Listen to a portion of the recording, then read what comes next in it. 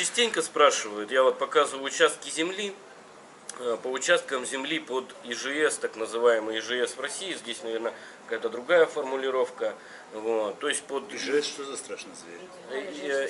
индивидуальное жилищное, то есть не для То есть, понятно, сельхозназначения, не сельхозназначение, земли допустим, не 5, сельхозназначение, 10, да. там, 20 соток, Да, на которых да. будет только Но стоять и дом. не коммунальный дом, небольшой, не многоквартирный, не Да. индивидуальное жилое. Понятно. Допустим, дом 200, там, 300 Да, квадратов да. или 50. Человек ставит, покупает 10-20 соток, ну, то есть, Да. там, сколько, 1000 квадратов, да, 2000 квадратов. Вот. Могут ли покупать такие участки без взращивания, кроме как приусадебного хозяйства мелкого, не граждане Грузии, которые... Могут. Нет, сейчас могут и с взращиванием покупать, а вот потом с взращиванием не получится, потому что если земля сельхозназначения сейчас решили не продавать. Ой, сказал бы я, ну ладно. Не об этом же сейчас разговор, если можно скажу. То есть, если земля не сельхозназначения, то да. То есть тут вопрос какой? Земля как продается? Она выносится или на аукцион, или конкурс проводится на эту землю. Ну и, соответственно, покупается земля или покупается у частного лица. Но у частного лица, вот у него стоит дом, рядом у него, допустим, 50 соток, я их хочу продать. Мне он говорит, я показываю, допустим, своим зрителям, там, интересующимся этот участок, на каких условиях они могут купить у этого частного лица, грузина, вот эти 50 соток. Очень просто оформляют сделку, идут в реестр. В реестре, соответственно, значит, оформляются соответствующие документы, и за ними в государственном реестре делается запись, что вот это такая-то, такая-то земля, не гражданин Грузии купил. Такой-то земли принадлежит Алексею Романову. Он может на нем все, что хочет, то и делать. Ну, это не, там сразу же указывается, там земля сельхозназначения или не сельхозназначения, потому что это изначально уже ей присвоен код. То есть это земля не сельхозназначения. Если это земля не сельхозназначения, если это земля сельхозназначения, то тогда делается по-другому. Тогда вот этот участок, он же небольшой, переводится, можно перевести. Хозяин переводит из сельхозназначения в несельхозназначение, и все, и там строится там. А насколько это сложно для хозяина, такой перевод? Это не сложно абсолютно, если учитывать, что речь идет не... Но я вам скажу так, если вдруг вы решите купить плантацию какую-нибудь и скажете, что это земля не сельхозназначения, это будет сложновато. А если речь идет о нескольких соток до гектара, там, где речь идет о том, что ясно, что вы будете ставить, то там вы можете корпус поставить, там вы можете построить, развлекать, это уже ваше дело.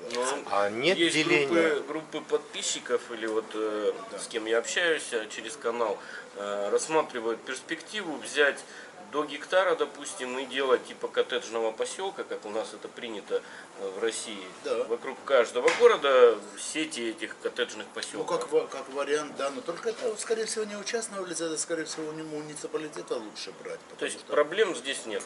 Проблем нет. Просто Лучше? Если Есть вариант просто пойти взять у муниципалитета. Есть вариант, то есть приходите в муниципалитет. Как смешно. С российской точки зрения это вообще просто Нет, ну вообще-то я сейчас... Это невероятно. Я сразу же говорю, я не знаю, как сейчас, но, ребят, раньше было так, приходите в муниципалитет. Хочу. Значит, говорите, что я хотел бы купить там 2 гектара земли. Там нужно просто посмотреть, какие земли у них есть. Если у вас есть земли, там 2 гектара земли или гектар земли не сельскохозяйственного назначения, под тот же коттеджный поселок. Ну, я сейчас не знаю, как себя поведет этот чиновник, но он обязан вам предоставить документацию, и на основании вашего заявления он может объявить конкурс на эту землю. Объявляется конкурс или аукцион. Сейчас уже обычно аукционы объявляют, конкурсы практически нету их. Аукцион объявляется, то есть, что вы покупаете эту землю и строите на здоровье, что хотите. А на аукцион приходит специальная фирма, которая перебивает тебе цену, а в коридоре с тобой договаривается, что, парень, мы будем перебивать ровно до того момента, пока ты с нами лично не договоришься. Нет, может быть, все что угодно может быть, потому что я, например, видел, это при мне было, значит, на улице Мемеда Абашидзе, Сталина бывшая, да? Знаете, как идешь к Пионерскому парку, ну, вы потом уже знаете, угол Сталина и бывшего Маркса. То есть угол Сталина и Маркса это угол Мемеда Абашидзе и Важип Шавела сейчас. Вот. С трудом, новые названия я с трудом вспоминаю, извините, но как бы привычка вторая натура. Так вот, там есть вот новый дом, стоит напротив старого дома правительства. Ну, можете. Так вот, нам позвонили, когда в Арсе были, давайте, говорит, постройте хотя бы один дом. Построили, но не там. Постройте, говорит, хотя бы один дом такой, ну, показательный. Ну, это корпус нужно строить там, ну, прикинули все. Ну, в конечном итоге я, значит, с владельцем Арсы, я было поговорил, я говорю, ну, что я говорю, будем брать эту землю. Я говорю, земля маленькая, да, центр, да, шикарное место. Но по твоей философии, то, что ты, так как ты сводишь на Батуми, там многоэтажку не поставишь. То, что, кстати, вот что касается наших рекомендаций по горному туризму, по этому самому, по развитию прибрежной зоны, все нормально, все хорошо. Что касается наших рекомендаций по градостроительству в Батуми, никто ничего не выполнял. То есть ну, не должно было быть там вот этого монстра. Эти монстры они понаставили. Это, Есть такие здания, которые, да, вот так вот. ну, знаете, для батумца, тем более, который помнит этот город, еще такие в малых формах, вот эти, особенно на Руставеле, то, что вот стоят эти каменные джунгли, ну, я же помню, мы совсем по-другому рекомендовали. То есть они натыкали. А вот это точечное строительство, это кошмар какой-то. Ну, да. ладно. Вот этот стройка, то ли она Лужкова, что ли этот дом большой такой, дом Лужкова это квадратный. Нет, это не Лужкова. Самый близкий к набережной. Это Центпойнт. Это вообще началось все, ну, мы уже перешли к этому градостроительству, началось все как? Дом Лужкова, он вообще строился как бы отдельно, это был долгострой, Конти компания делала. И как обычно разрекламировали, как что это лучший дом в Батуми и так далее и тому подобное. В итоге ко мне делегации ходили из священника, криминального авторитета и покупателя, который живет где-то в Подмосковье, что типа того. Причем просьба была следующая. Это реально был священник, криминальный авторитет, а еще какой-то почетный гражданин Батуми был. И этот покупатель. Так вот, что они от меня требовали? Покупатель это подразумевался. Нет, Лужков? реально покупатель. Не Лужков, покупатель, который купил квартиру, и как оказалось, его этажа нет. То есть нет этажа. То есть он купил квартиру там на каком-то на 8 этаже, всего 7 или там на 9, а всего. То есть этажа нет. И когда они все это сказали, я говорю, извините, а я что могу сделать? Вы должны заставить их построить еще один этаж. Послушайте, я говорю, как я могу их заставить построить еще один этаж? Священник на меня уже начал смотреть взглядом таким проклянувым. Криминальный авторитет скрежетал зубами, но понимал, что типа того, с этой властью ничего не надо. Но все равно на всякий случай его взяли. Я, насколько понимаю, он до кучи взял всех. Он еще занимался какими-то паранормальными явлениями, этот мужик.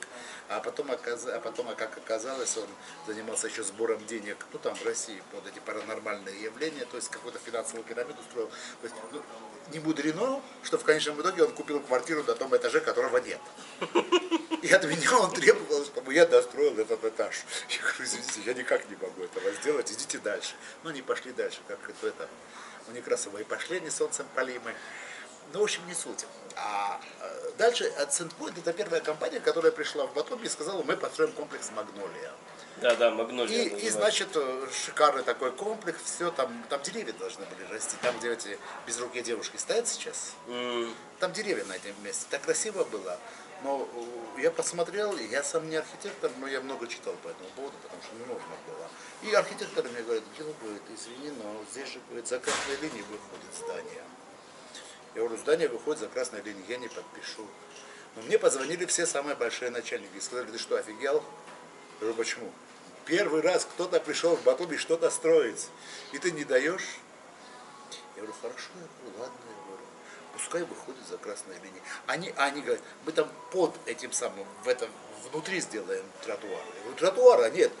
Как люди будут ходить? Мы внутри сделаем тротуар. Так и сделали, кстати, сейчас. Но не суть.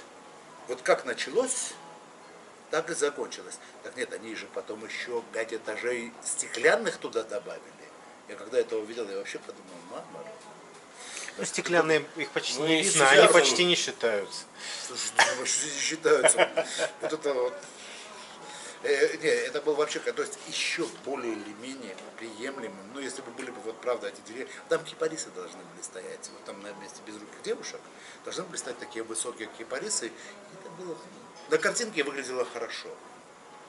Но Получилось не то. и потом они говорили, что там же было как? Там было то, что тогда мы проводили конкурсы хитрые на самом-то деле. То есть мы даем землю, а за это в доме дается нам определенная квадратура. Там получилась такая квадратура, что они сказали, мы вам отдельно дом выстроим.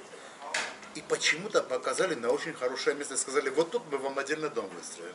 Я говорю, почему вы мне тут отдельно дом выстроите? Выстройте мне дом вон там где-нибудь. Потому что они еще хотели еще и это прибрать. Ну, тут я сказал, не, ребята, вот тут, правда, выстроить дом уже это будет нормальный конкурс и нормально. 3000 квадратных метров, когда я уходил из мэрии, 3000 квадратных метров получила мэрия жилья. Как они там потом их распределяли, я, честно говоря, не знаю. Потому что, ну то, что гарантийным дали, да, с гарантийными это моя отдельная была боль. То есть пришли люди с гарантийными письмами, это те, у которых коммунисты успели разрушить жилье, а построить не успели. Ну, И вот они вот так вот мыкались, сколько они мыкались, 15 лет. И они не верили, ни во что не верили. Но зато сейчас, когда приезжаю в Батоми, они издали со мной, спасибо, Гела. Я говорю, да мне-то за что, ребят? Я же просто вам сказал, что правда сделают. Сделали же. Так, вот. А если человек все-таки хочет заняться сельхозбизнесом, то как он может приобрести участок? Он завидует, Вы например. это специально, да? Ну хорошо. Ну как, если эти... Нельзя же, да, в эфире ругаться. Ну, в общем, если Можете, но товарищи, я если монтаж буду делать. некоторые товарищи решили, что священная грузинская земля не должна продаваться иностранцам, то никак. То есть, А компании И мы может будем, извините, в продаваться. глубокой заднице. ну да, это вот вам, кстати, привет из Батуми от А Димы Руденко. Димы Руденко, Я от Ильи догадался. Пушкина. А Илью я просто лично, я то знаком с ним виртуально, с Ильей. Ну да. А компания, зарегистрированная в Грузии иностранцами, может купить землю в условиях нынешнего моратория и дальнейшего А вот запрета? это хороший вопрос, и я думаю, что по идее должна. То есть я не знаю, я же не юрист. Ну, то есть, дорогие друзья, кого это интересует, приезжайте, идите в соответствующие инстанции и выясняйте по факту. Давайте нет, давайте просто договоримся, что мы это выясним, мы это спросим, и потом Можно будет сделать